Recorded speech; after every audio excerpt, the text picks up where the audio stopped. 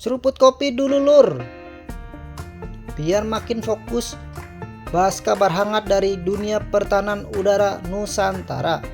Kali ini kita bahas kabar besar yang datang dari Bandung dan Sacheon, Korea Selatan. Beberapa bulan lalu, PT Dirgantara Indonesia atau PT DI dikabarkan telah mengirim sejumlah engineering terbaiknya ke markas besar Korea Aerospace Industries atau KAI. Tujuan mereka bukan sekedar belajar, tapi untuk mendalami proses final dan tahap paling krusial dalam perakitan pesawat tempur generasi 45 atau KF-21 Boramae. Langkah ini langsung bikin banyak orang bertanya-tanya, apakah benar Indonesia akan merakit jet tempur KF-21 di dalam negeri? Pertanyaan besar yang sampai sekarang masih jadi bahan diskusi di kalangan militer dan industri pertahanan. KF-21 Boramae sendiri adalah proyek ambisius Korea Selatan yang digarap bersama Indonesia sejak awal. Indonesia menjadi mitra strategis, menyumbang sekitar 20% pendanaan proyek dan ikut serta dalam proses desain serta pengembangan sejak fase awal. Tujuan utama kerjasama ini bukan cuma beli pesawat, tapi transfer teknologi penuh agar PT DI bisa membangun kemampuan membuat pesawat tempur modern secara mandiri. KF-21 punya teknologi yang tak bisa diremehkan. Pesawat ini dilengkapi dengan radar AESA, kemampuan membara rudal jarak jauh, sistem elektronik canggih, dan desain semi siluman. Dari segi kemampuan, ia berada di antara F-16 Viper dan F-35 Lightning II. Boramae adalah simbol ambisi Asia untuk punya jet tempur tangguh buatan sendiri, dan Indonesia ada di dalam proyek itu. Kini, setelah beberapa batch insinyur PT DI dikirim ke Korea, kabarnya salah satu batch terbaru benar-benar difokuskan ke proses final assembly line. Mereka belajar langsung bagaimana tahap terakhir pesawat disatukan, mulai dari penyambungan fuselage, sayap, avionik, hingga sistem mesin dan senjata. Kalau Indonesia berhasil menguasai tahap ini, bukan mustahil final assembly KF-21 bisa dilakukan di Bandung. PT DI sudah punya instruktur besar di sana dengan pengalaman memproduksi CN-235, NC-212 hingga N-219.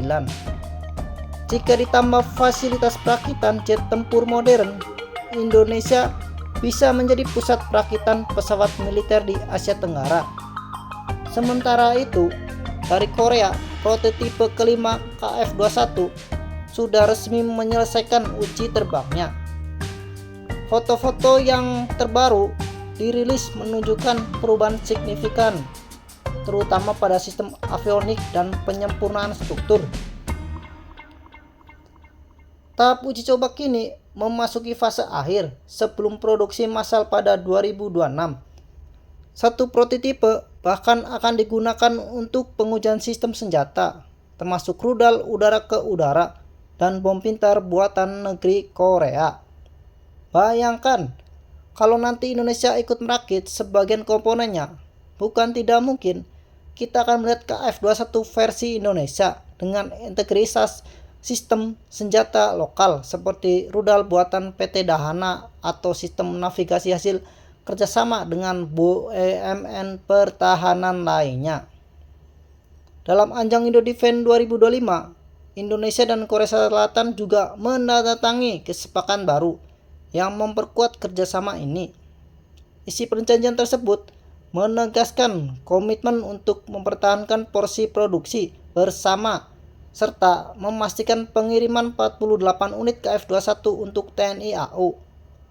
Selain itu, disebutkan pula rencana pembangunan rantai pasok industri pertahanan di kawasan ASEAN, di mana Indonesia berpotensi menjadi basis perakitan dan perawatan utama.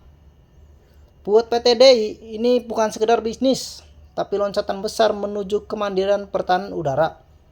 Bayangkan kalau dulu Indonesia hanya membeli jet tempur dari luar negeri, tapi ke depan Indonesia bisa merakit sendiri pesawat tempurnya dan bahkan mungkin mengekspor ke negara sahabat di Asia Tenggara. Tentu perjalanan ini tidak mulus 100%. Kita masih ingat sampai ada isu soal keterlambatan pembayaran dan masalah administrasi proyek.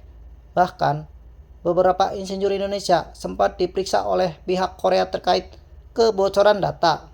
Namun baik PT DI maupun KAI telah menegaskan bahwa kerjasama tetap berjalan dan pelatihan engineering Indonesia tetap berlanjut tanpa hambatan besar.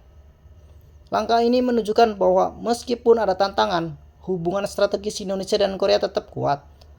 Boramae bukan hanya pesawat tapi simbol kepercayaan dua bangsa untuk berbagi teknologi pertahanan tingkat tinggi.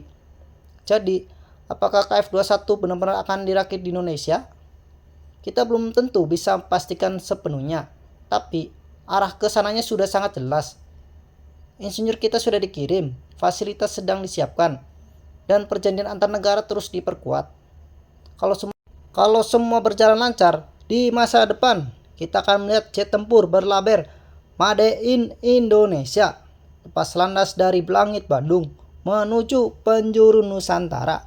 Dan saat itu tiba, Indonesia resmi naik kelas dari sekedar pengguna menjadi produsen teknologi pertahanan udara modern.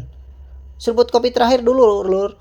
Masa depan langit Indonesia semakin dekat dan Boramae bisa jadi langkah awal menuju kemenarian pertahanan bangsa.